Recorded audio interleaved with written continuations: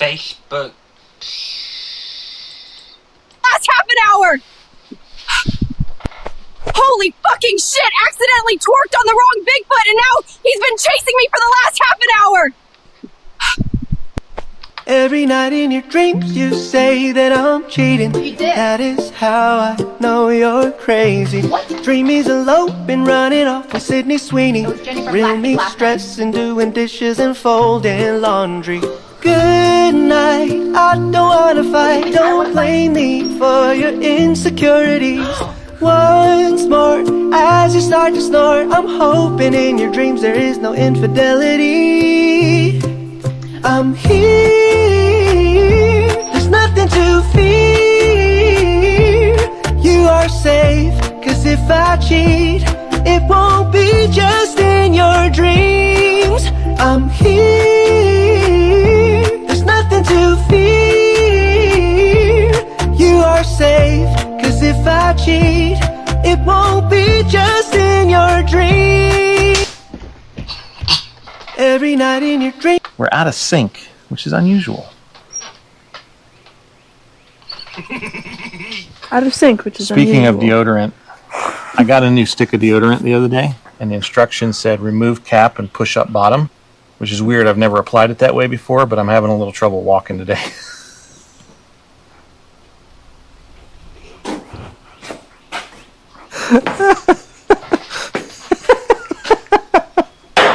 We're out of sync, which is unusual. I don't like you today until I say what I'm gonna say and you rebuke it in the name of Christ. Okay, what are you gonna say about me? So, fun story time off the rip. Here we go.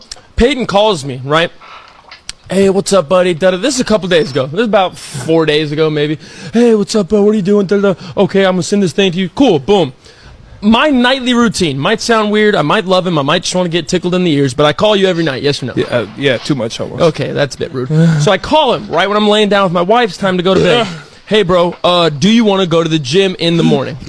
Simple question. Yes, you did ask Do you me that. remember your stupid response? No, what'd I say? Can't, bro. Going to the doctor. I said, oh, I didn't know you were sick. What's wrong with you? Are you okay? Oh, nothing. Yeah. So, why are you going to the doctor? And he literally said, oh, it's been about 7 years. I'm sure there's something wrong. I think I'm going to go get a checkup. Yeah. I then proceed with, so nothing's currently wrong with you. You haven't been in 7 years. Yeah. And you just had this mental sabbatical during the middle of the day and you said, I want to go get a doctor. I should get a doctor. Oh, I've been telling you for 2 years, Yeah, so what's- every Monday straight you need a doctor. So what's the problem? You need a doctor, a psychiatrist, a therapist, No, God, and yeah, a straitjacket. But why? What was the thought process? What made you say I need help? Going to bed and every day there's a new pain somewhere. It's like this part of my body, my neck. I'm like, I shouldn't feel like this at 25. And like, you know, I got a lot of responsibility. A lot of people are relying on if I'm alive or not. Yeah. I need to be alive. So let me you just need to be alive. I don't like you. Guys, quit asking if I'm on drugs. No, I'm not on drugs. This is natural, okay? I don't do drugs. I don't smoke the reefer. I barely drink alcohol once a month, if that. I don't do drugs. I don't need to alter my state of mind. That bitch is already altered all on its own. I popped out the womb on a different fucking level. I don't need the help of substance. That little fucker in my head I call a brain, yeah, it's struggling all on its own. I don't want to further that along, okay? I'm barely making it by as is. I don't need the help of substance. I don't do drugs. Quit asking. I'm just a little fucked up in my head. It's fine. I'm fine. Also, which one of you little fuckers put my belly button on this weird-ass Reddit page called Teacher's Midriff? That whole Reddit page is just women's belly buttons. That is so weird. That made me feel so dirty. What's so attractive about an umbilical cord scar? Oh, you see that bitch's former nutrients hole? It's so not. That's weird. That's weird. That is so odd. Don't do that. Don't do that. Guys, quit. Alright, so I have a little nephew. Now, most of y'all already know this if you watched any of my past videos. My little nephew's favorite hobby in this whole world is getting Uncle Zach in trouble. He has gotten me in some serious shit over about the past year, but I'd still take a speeding bullet right between the eyes for him and jump in front of a moving train. That's just how family does. Now, It's not very often that I am overcome with pride when it comes to this youngin because of the amount of shit that he gets me in. But this morning, I cannot tell you, I can't put into words how proud I am of this youngin. And a lot of y'all ain't gonna agree with this, what he done. But I'm here to tell you right now, before I tell this story, that I am in 1,000% thumbs up for how little man handled this situation, okay? My buddy called me about 15 minutes ago, said, "Hey, Zach." I said, "Yes, sir." He said, "I gotta go get little man from school, brother." I said, "You want me to go get him?" He said, "No, you're not allowed back there no more." I said, "Oh, okay, well, what happened?" He said, "Well, for about the last week, I've been taking little man to school. And every morning in the car rider line, when we're sitting there and I've been to drop him off at school, he asks me the same questions every morning. And it's really out of character for him because it's not something that somebody his age ought to be asking." I said, "Well, what's he asking?" My buddy told me, he said, "Man, he keeps on asking me," he said, "Daddy, you got work today?" He said, "Yeah, man, I got work today. I got work every day. I work every day for you and Mama. Make sure we got food to eat and all that type of stuff." He says, "Okay." Well, every day for about the last week, he's been doing that. He said, "I didn't think much of it, but I mean, it was a little bit out of character." Well, apparently this morning, there has been a kid in my little nephew's class that has been fucking with my little nephew. Now, that's something you don't do. If he's got any of me in him at all that I feel like I've instilled in him, you do not fuck with my little nephew. Apparently, there's this youngin'. This youngin's parents are raising him to believe that he is better than everybody else. And let's stop right there. If you're one of these parents who are raising your kid to think that they're better than someone else just because you might have more money than their classmates' parents, you're a piece of shit. And we ain't friends. Get off my page. All right? But apparently there's this kid that's been fucking with my little nephew, talking about, well, how much better his daddy is than my little nephew's daddy because his daddy's a lawyer and they get to go on all these elaborate vacations and they do this and they do that. And told my little nephew, said, "My daddy's just flat out better than yours. Mine's a lawyer and yours is a pipe fitter." What did my little nephew do? My little nephew took every single ounce of him, rear back and haymakered that little fucker right across the chin and knocked him down. And now they sending him home from school today. But I promise you one damn thing. I bet you that little smart mouth son of a bitch don't come back here and talk shit to my little nephew about his daddy no more. But his daddy asked me, he says, "Zach, what do you think I ought to do about this?" I said, "You really asking me or you want me to try to be a parent right now?" He said, "No, I'm really asking you, like, what would you do in this situation?" I said, "Buddy, I can't tell you because I ain't got no kid, but I can tell you if I did have a kid, I can imagine what I would do. I would go pick up little man from school right now. I would sign him out and I would walk to the parking lot. Now, once we got in the truck, I'd crank the truck up because it's taller than two rats fucking in a wool sock down here, and I'd look him square in the eye. And he's going to be scared because he thinks he's in trouble. But I would look him square in the eye and I'd stick my hand out." He said, "What do you mean, bud?" I said, "I would stick my hand out and I'd shake that little man's hand because he's no longer your little boy. He's your little man now." He took it upon himself without asking permission and with knowing the consequences that were fitting to come to defend his family's honor, to protect his daddy and all things. He basically just sent a message to everybody who knows him that you do not fuck with my daddy. He defended your honor without you having to ask him to do it, and to me, that's what makes a man. So congratulations, buddy. Your little man's growing up. He's officially a man now." My buddy just kind of silent on the other side of the phone there for a second. He said, "Zach, you're really not as stupid as everybody makes you out to be, are you?" I said, "I've been telling people that. Nobody wants to fucking listen." I am proud of him, though. I know a lot of people ain't going to agree with what he did. They don't promote violence because y'all want everything to be sunshine and rainbows and bullshit, but life's tough. Get a helmet. I'm proud of him. Shit. Alright, so I have a little... Guys, if you're looking for love in a bar, here's a tip for you. Alright now, fellas, find you a girl, spin her on the floor. Do-si-do till you can't no more. But if you catch her checking out another guy, give her a dip and wave goodbye. Trust me, you just saved a lot of time. And don't you worry about her, she'll be fine. Cause she's a no good low down, sleeping with the whole town. Kinda can't even bring around my mama. I don't wanna be mean, but you seem like a drama queen, and I don't like drama. I guess what I'm really getting at is it's a hard pass.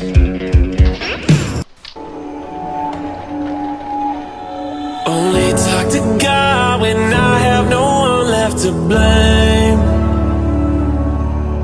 Like, why would you sit back and just watch me suffer in pain? And maybe I don't deserve to be pulled out of this place. So just tell me I'm wrong. Tell me I'm someone that's worth being saved. Where are you now that I need you? I don't believe you when you say that we're all the same. I know I'm not your favorite, but I cannot take all the things I have found on my plate. So I fall to my knees. I know I said some things I don't mean, 'cause I've been looking for help, but I am lost. Something happened this morning at the gym that I've got to tell y'all about. It reminded me that I probably won't never get to thank this man in person, but if this message reaches him somehow, at least he'll know that he changed my life for the better and ended up changing a lot of other lives for the better as well. I was on a Stairmaster this morning, absolutely dying, trying not to look like a beach beluga whale when I get to the beach this summer. A boy comes up to me and he says, "Man, are you Zach Rushing?" I said, "Yeah, buddy, what's up?" He said, "Man, I am a huge fan of yours. I love your content. I love everything you do with your charities and stuff. But I said, if I ever got to meet you, I would ask you one question." I said, "All right, man, shoot, what you got? I'm an open book." He said, "Man, what made you the way that you are?" I said, "What do you mean?" He said, "What made you want to use your platform to try to help as many people as humanly possible?" And I only had one answer for him. Back in 2017, I was at the lowest point in my life. I was finishing up my 3rd round of chemo. Okay, going through that for the 3rd time in 3 years absolutely demoralized me. It had me down to the point that I didn't even know if I wanted to be here or not. But my dad and me talked about it. He said, "You need to do something. You need to go somewhere. You need to go have fun and remind yourself that you can still smile." So I did the one thing that I thought would make me feel better. I have always been a Brantley Gilbert fan. I love his music. I love him as a person. I don't know him personally, but I am a huge fan of his for one reason. He has never tried to be anything other than what he is. He hasn't. You've never seen the man in a cowboy hat. And they did an interview with him one time. They said, "Brantley, how come you're a country singer and we never see you in a cowboy hat?" And he had one simple answer. He said, "I can't ride a horse. I can ride a Harley, but I can't ride a horse. So I ain't gonna wear a cowboy hat and be something that I'm not." And I respected that so much that that's instilled in me. So in 2017, I wanted to do something to do a little pick-me-up. So me and my dad got together and I couldn't afford it. He bought me VIP tickets to Brantley Gilbert's tour. And he bought, not only that, but he bought me a meet and greet with him. So I went to the meet and greet, and it's a little acoustic deal they do outside the Coliseum. It's right there in Jackson, Mississippi. Right at the State Coliseum. It had a little acoustic deal outside. And I went in there and he did a little question and answer thing, this, that, and the other. And he noticed that I still had a big bandage over my port. Right here over my left-hand side. I still have my port in my chest where they did my chemo. After the acoustic deal was over with, he pointed at me, pointed to the side of the stage. So I walked over there and I'm giddy. I mean, I'm nervous as can be. I'm fitting to meet my all-time, my number one person that I wanted to meet. I'm fitting to meet Brantley Gilbert. I get over there, he said, "Man, what's going on?" I said, "Man, I just went through my 3rd round of chemo." Now, keep in mind that this dude is an absolute superstar. Okay, he's had #1 hits for the last 15 years, and I followed him ever since he was playing bar rooms.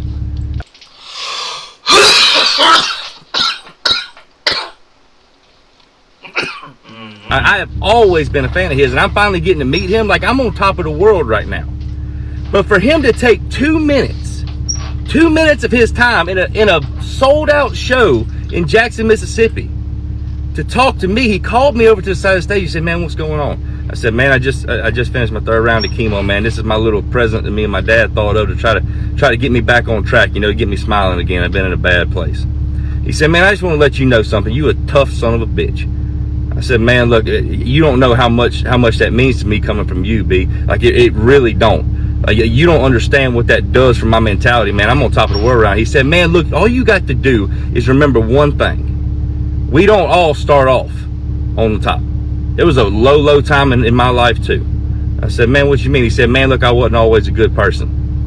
I had to remember that I've been very blessed, and I use my good fortune in order to help other people." And I told him, I said, "Man, look, I've been a huge fan of yours so long because you just always stay true to yourself." And he looked at me and said, "That's the key, bruh. That is the key right there.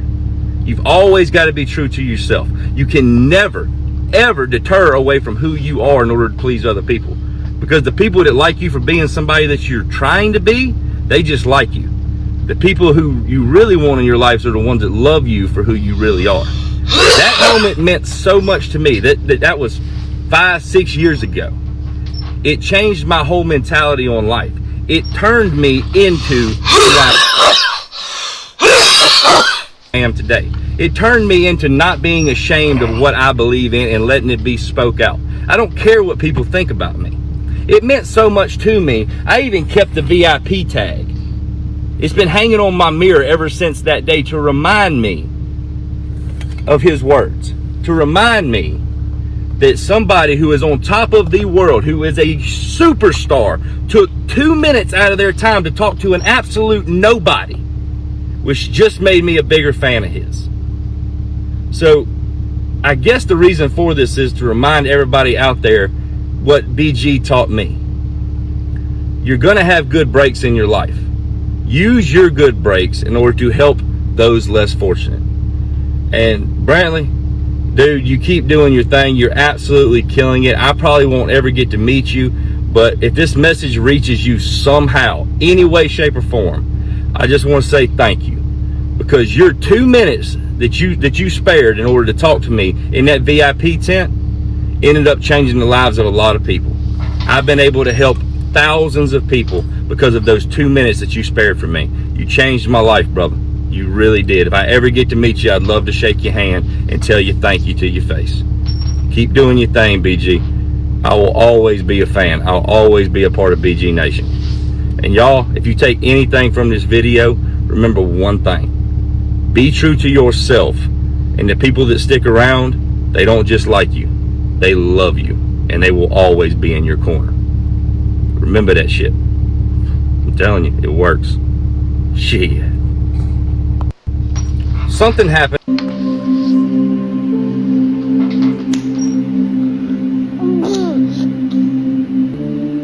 Ow! Why would you bite my ear?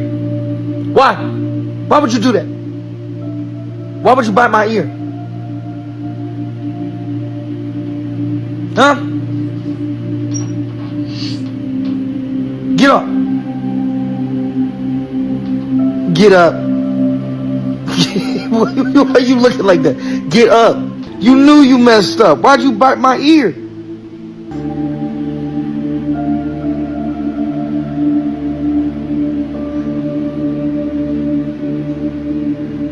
Why'd you bite my ear?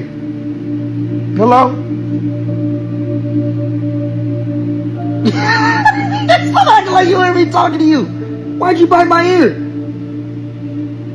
You did. You trying to play so innocent, bro, and you got me so messed up.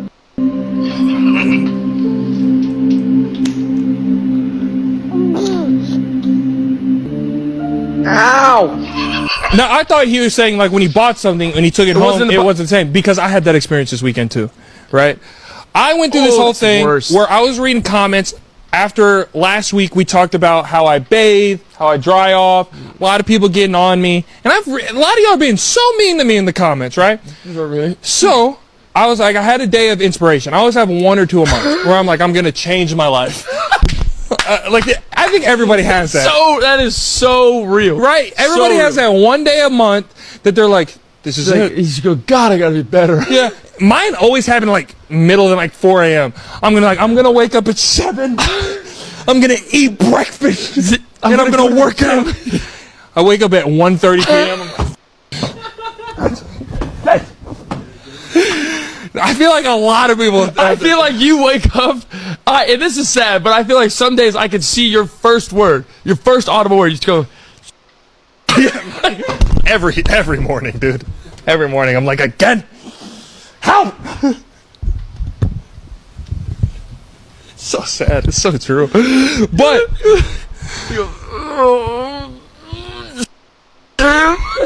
like it's a punishment. And then I hear CJ downstairs. I'm like, no! No! No! When will it end? It's just going full blown crazy. CJ just doo-doo-doo. And then Pierce texts me. I'm like, when is it gonna end? Did I FaceTime? I can't FaceTime me, and I'm just like,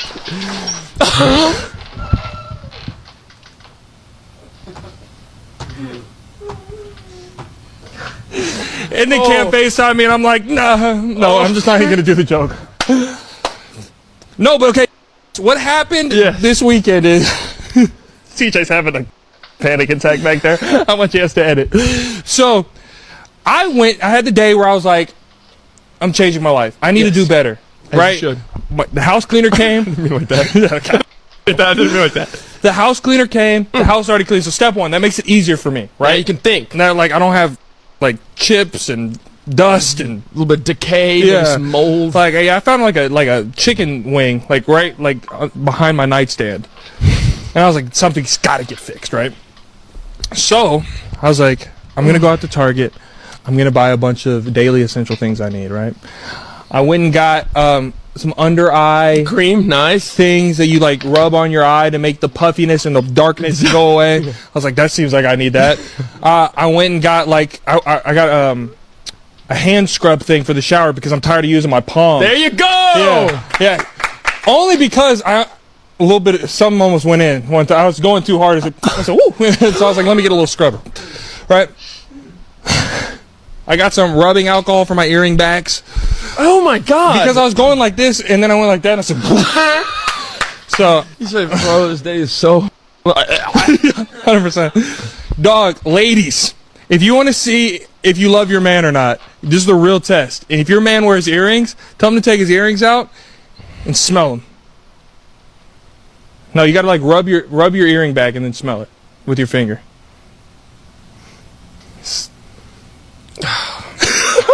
It's not terrible. Oh, mine is literally a morgue. Mine just smells kind of like just kind of like metal. Oh, that's like just good for you. Well, mine's filled with my keloids are popping back here. But anyway. Oh my god. One of the things I got was mouthwash. I ran out of mouthwash. I always use mouthwash. I always use it a lot of times in place of brushing. Yeah, I was about to say in substitute. So I get the same mouthwash I get every single time. Right? What kind? They didn't pay. So I grab it. I take it home. Right? It's nighttime. I'm actually brushing my teeth. I'm going in there. Time to mouthwash now. Go to bed, mouthwash. Every time you open a new mouthwash, you take the cap off, and then there's there's that paper, right? I unscrew it. No paper there. I can see directly into the mouthwash. Oh. I'm looking at it. There's fizzy bubbles. Like it's fizzy in there. Like somebody put a little bit of something in there. It's like a third of it is gone. And you're just noticing this. Oh, it's the first time I've used it. But I'm saying, okay, never mind. This is the first time this is a new one like I just now got, and I'm using it. Yes. I'm still using it. But what would you do in that situation? Because the kind of mouthwash you know that I get, it's expensive mouthwash. Yeah. If I opened it, the plastic was gone, and it's fizzing. Yeah, it's like to where I can almost hear it. Yeah, it's like a Dasani when you open it up. It has to go in the trash can. Right. I still use it.